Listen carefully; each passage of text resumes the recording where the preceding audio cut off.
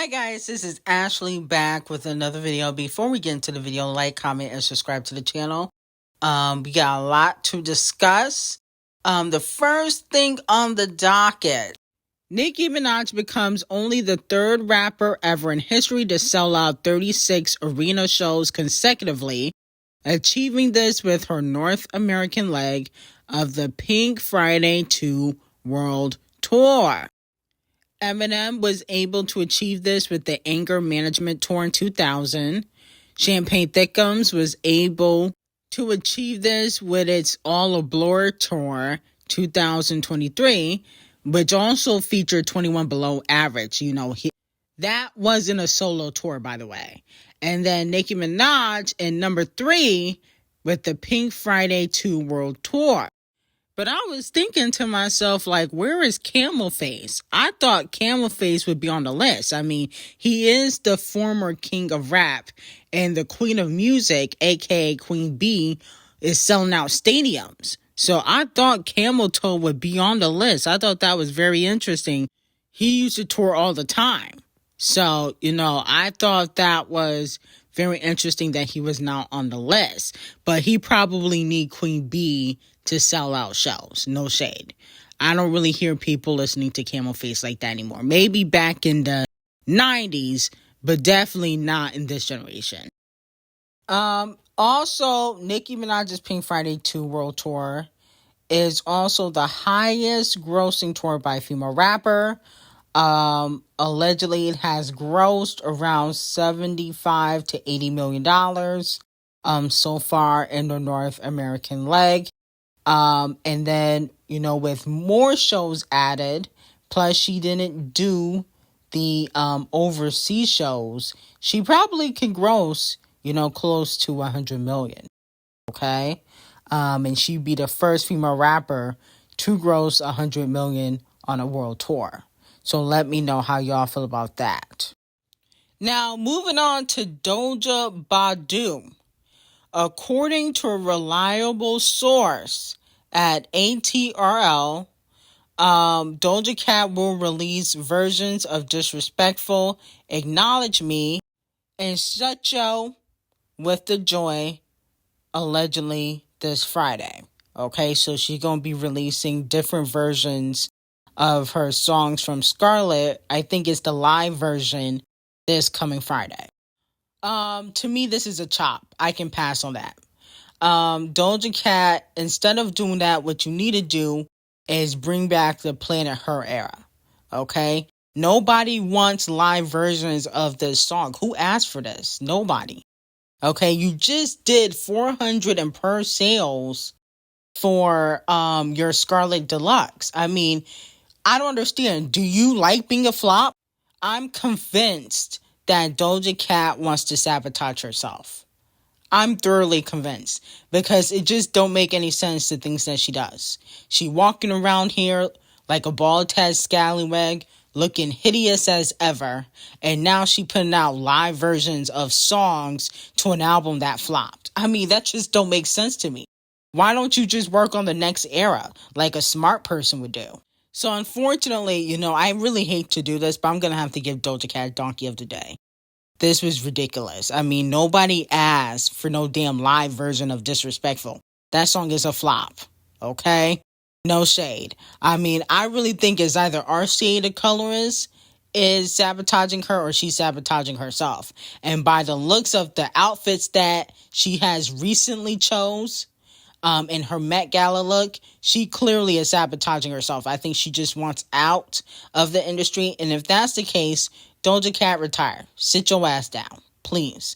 Because you just look dumb. And your choices are stupid. Okay? So instead of dropping anything Friday, just announce your retirement and stop wasting people's time. You're a phenomenal performer. Really are very talented, but I just feel like you just don't know what direction you want to take your career in, and you're lost. Now, moving on to Botch and Bitter. Botch and Bitter goes crazy. She goes off on social media, and she throws some slight shade at Nicki Minaj because she is currently shelved. So, one of Botch and Bitter's lapdog, the experiment Kim Barbie, says show love or keep walking is really not that hard because fans were complaining about Botch and Bitter bragging about hitting 4 billion streams for 4 songs on Paolify. Okay, and she did that Paolify club episode and she called herself an icon, which we went over yesterday. A fan said, we've been waiting 6 years. We're tired of watching other fan bases get album rollouts and tours. Okay, I think they're talking about Nicki Minaj, Doja Cat, and Megan Thee Stallion. We are tired. We've been patient. We sat through 2 pregnancies and cases. We've been too understanding, if you ask me. But I think the damage has been done if you look around. Yikes. Then another fan said that, Botch and Bitter needs to pull back on social media. And Botch and Bitter responded and said, exactly. I tell myself this all the time. And I hate that I fall back and start interacting again. And it bites me in the ass. Anyway, no album this year. Dropping these features I've already committed to. And traveling and enjoying my summer. Yikes. Then another fan says she does this to make y'all fight and y'all fall for it every time. The real tea is the album is nowhere near done and she's blaming fans for her own incompetence. Wow. And she said, yep, it's not done because there's no album. Congratulations. You won a prize for your answer. Here's your prize with the middle finger. Then, fans were accusing her of being pregnant and saying that maybe she's hormonal. He said, ain't no hormones at all. A B word ain't pregnant. Y'all just ruin everything for me. Even when I drop music, y'all ruin everything. Worst fan base ever. Not Section 8 gang being named the worst fan base. She said, I remember crying to Ken because I felt like I did something wrong when I dropped Enough, the Dr. Miami record. Because y'all were complaining that it wasn't on Today. Top 10 hits make me feel like I always drop the ball. Just so the song can go top 10 without it. Y'all just love to complain. But that's not all. Botch and Bitter took to Spaces to go off on fans. And she was allegedly sneak dissing Nicki Minaj. Real hard for female rappers to do top 10 right now, right? Y'all see how hard it is, right? But y'all the ones that be complaining about and everything. I dropped 4 songs in a month. What else y'all want? Shut up. And every single time you post on this app on and anything, y'all talking. Then y'all wonder why I be going off. Shut up. You tell me. Ash Miracle. They got 4 billion on Spotify. You tell me. You tell me. Go find a right now. Annoying, nagging. Shut the up. That's why I be because it's like, oh, I'm so happy. I can't wait to share this. Here y'all go. Ash Miracle. And I don't want to hear, oh, because you're not dropping this, you're not dropping that. I bet when I drop an album, y'all gonna complain. If something don't go right, y'all gonna complain. If the marketing ain't right, y'all gonna complain. Y'all did the same enough drop. Complain. Then it wasn't no complain when it went top 10, right? It wasn't no complain. Sick of it. I'm sick of y'all. Ash Miracle. I'm sick of y'all. God damn. Thinking with that. Okay, so y'all heard it from 11 Faces herself. She said that it's hard for female rappers to get a top 10. I feel like that was slight Nicki Minaj shade because a lot of fans were clowning Nicki Minaj for not getting a top 10 on Pink Friday 2 besides Super Freaky Girl. People are talking about FTCU and everybody, that were on the charts, but it didn't go top 10. And Botch and Bitter and Megan Thee Stallion so far are the only 2 female rappers to go top 10 this year, I believe. And possibly Doja Cat. I think Doja Cat too. And then she also mentioned that because of the Champagne Thick Gums and Kung Fu Kenny beef, she's unable to drop an album, which I don't really believe. I think that the budget is not there for Botch and Bitter's payola. And she don't think that she's going to do better than her first album. Okay? Do I still think she'll be releasing an album? Absolutely, because Ken Barbie tweeted that, an album is still coming to ignore Botch and Bitter, and she liked that tweet. But I think Botch and Bitter is concerned with the marketing and the payola that she's going to get for this album, because she wants to outdo Nicki Minaj, and she wants to outdo her last album, so the pressure is on. She's probably thinking, will I be able to outdo, Pink Friday 2? And will I be able to outdo Invasions of the Facelift? She may not be able to. Now, moving on to Megan Thee Stallion, BoA earns his biggest streaming day on Paylify yesterday, with 1.685 million streams. Okay, so let me know how y'all feel about that. A lot of the thotties are saying that this song is going to go top 20, top 10 on the Hot 100. So let me know if y'all think it will. And then also Megan Thee Stallion's first show for the Hot Girl Summer tour at the Target Center Arena is almost sold out. I think it's basically sold out from the looks of it. They said that her first show was yesterday, and allegedly Megan Thee Stallion's team is giving out free tickets, okay? Allegedly due to the fact that we are in a recession. That's what they're saying. She did look like a WWE wrestler at her first performance, but allegedly she shut it down. Also, Megan's BoA is aiming for a top 60 debut on the Hot 100. Let me know if that's a bop or a flop for Megan Thee Stallion, okay? Now, Miranda Lambert, she's a country artist, if you don't know, approves of Queen B's new country album, said that she thinks it's authentic, which I definitely don't believe, but that's neither here or there. She said the more people that are interested in country music, the better it is for all of us, okay? So let me know how y'all feel about that.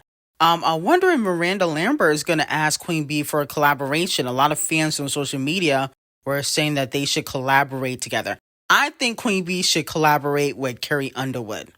Okay, I think that would have been fire. The Purdue Chicken collaboration flopped, which I actually was shocked about. This is how I know Purdue Chicken began payola.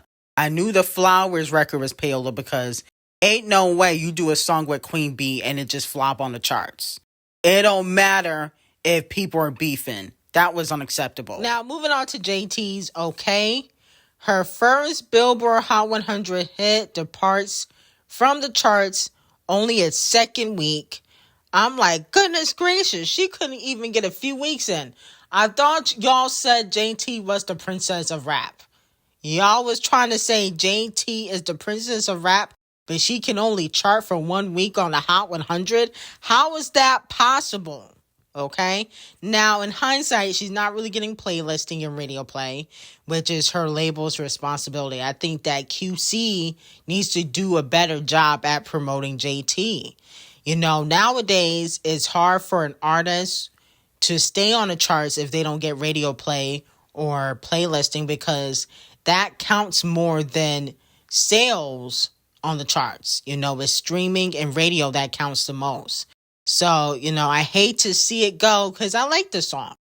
I really thought that JT really was going to have something with this, but unfortunately, her label QC is not giving her the right push. And honestly, QC is probably one of the worst labels out. They dropped the ball with the City Thoughts. The City Thoughts are terrible now. They're practically over. What happened to Lil Baby? Remember, he had a good run. The Migos are over.